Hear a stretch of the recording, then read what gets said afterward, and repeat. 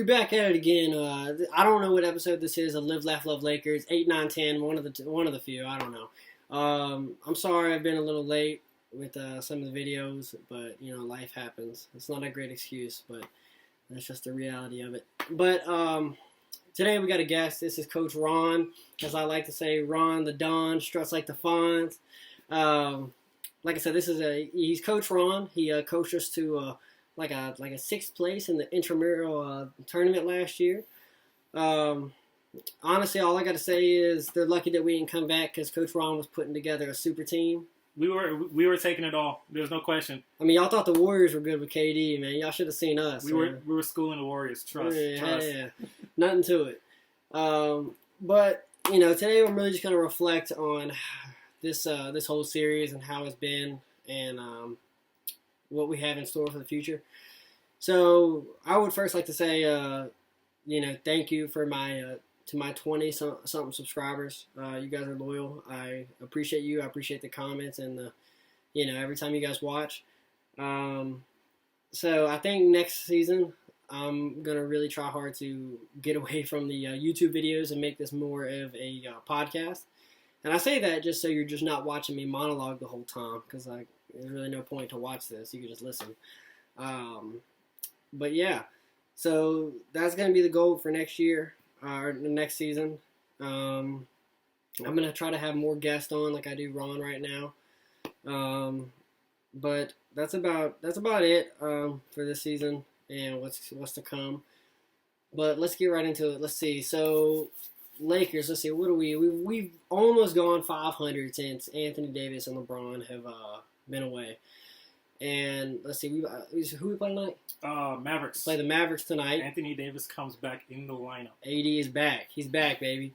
So, and it's it's good that we play the Mavericks. We were actually what seed are we right now? We're 5 or 6, I think. Something like that. 5 or 6, and we're playing the Mavs, and then I think the Trailblazers are the other team that's been trying to get in. And kind of, they should have, honestly, taken the lead over us in the standings. But they've been losing quite a few games. Trailblazers have been losing. The Mavs have been losing.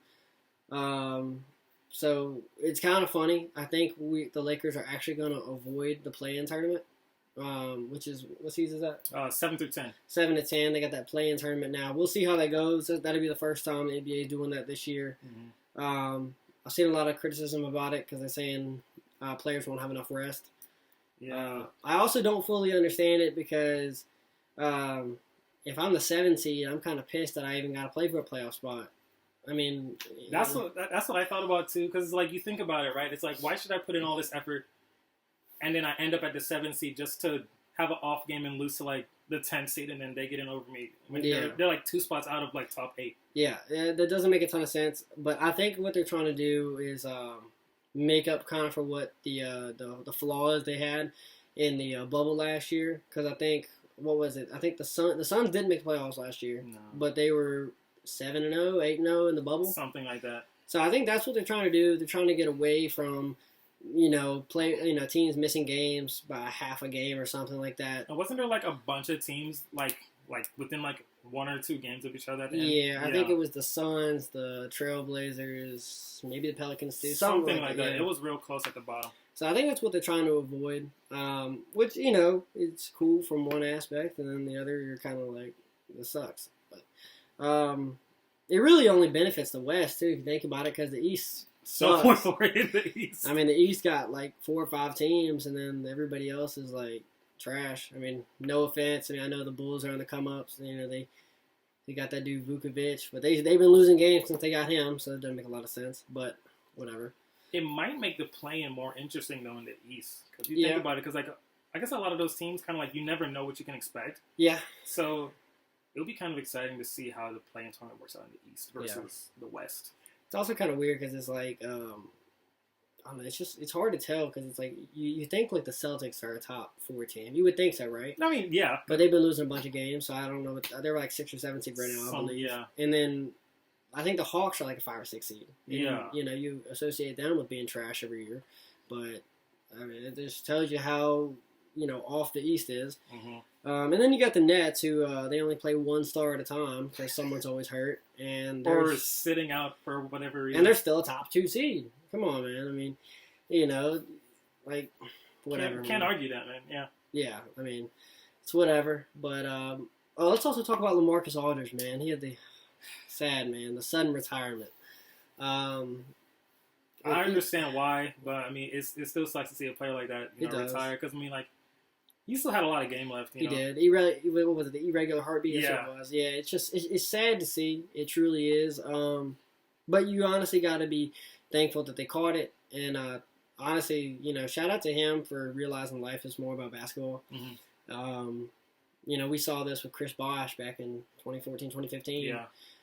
Dude probably still had a solid 6-7 years of good playing years. I'd say so. And he had blood clots. I mean, I remember I saw the interview the other day. It was him and Dwayne Wade were talking about it, and Wade's like, "Yeah, man, we were on the plane going to All-Star Weekend, and next time I saw him, he was in the hospital with tubes in his throat." So I mean, it's just it's always very sad when something like that happens. But you just got to be thankful that they caught it. Yeah. And he had a great career. So. Very good career. So, shout out to him. I still wish to this day that he would have re-signed with the Blazers. Him and Dame could have been lethal. Man. And now that McCollum's up and running, too. Like, Yeah. that team would have been filthy. That's another thing, because back then, McCollum was a bench guy. Yeah. They had, I think it was Courtney Lee and, like, Nicholas Batum. Yep. That was on the team. Yep. And, I mean, if McCollum could have, became what he became, and they kept Aldridge, they probably would have been a top 3 team in the West. I mean, if they stayed healthy, because then again, the Blazers should be probably a top 3 or 4 team right now. But but they're hurt every single what season. is it? They're like 3 for 7 their last 10 games. Yeah, I mean, it doesn't make any sense. Yeah, and Dame was making a MVP. A case for it. He was making a case for MVP, and then they started losing games. And like, all right, what's going on here? Let's see. What's one more thing? We should also talk about Curry, man. What is this? This might be the hottest shooting streak I've ever seen. In a minute come from him, yeah. Yeah, this is. How many games is it? I want to say like this is. I saw something and it was like he hit like he was averaging like 8 threes a game. Yeah.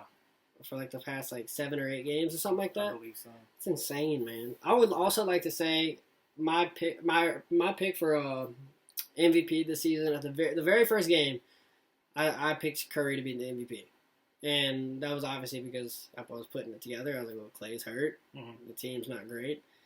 Curry's going to have to go off for them to be relevant. Yeah. And I still stand by that if their record was better, that he would have a really good chance of getting it. But yeah. They're not going to give the MVP for someone who's below I think the lowest seed they gave it to was Russell Westbrook when he got it that year. I think so, yeah. He was either 4 or 5 seed. That team wasn't, yeah. But that was when he averaged the triple-double the first time, obviously. Yeah. But, who's in the lead right now? For what, the West? MVP. Jokic and Embiid. Yeah. And I definitely think Jokic will probably end up getting it. That's another thing we need to talk about. Jamal Murray tearing his ACL. As soon as you think the Nuggets are going to be like a real threat to everybody, they lose their second best player. And it sucks because they waited so long for Michael Porter to be able to play, and now that he's finally hooping, you lose Jamal. And he's playing really well this year. Like they were starting to really click things together. And they just traded for Aaron Gordon, and Aaron Gordon's been playing great too. Like they got a tough team. Mm-hmm. They got a really tough team. It's a shame to see Jamal go down. I know the Clippers were probably scared of them again. Us Lakers, we're not very. We'll be fine. We got Bron. As long as we got Bron healthy for the playoffs and AD, we'll be all right.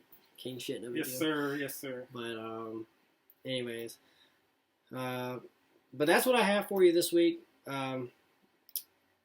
Be ready for next week or not next week, the next season. All right, thank you guys.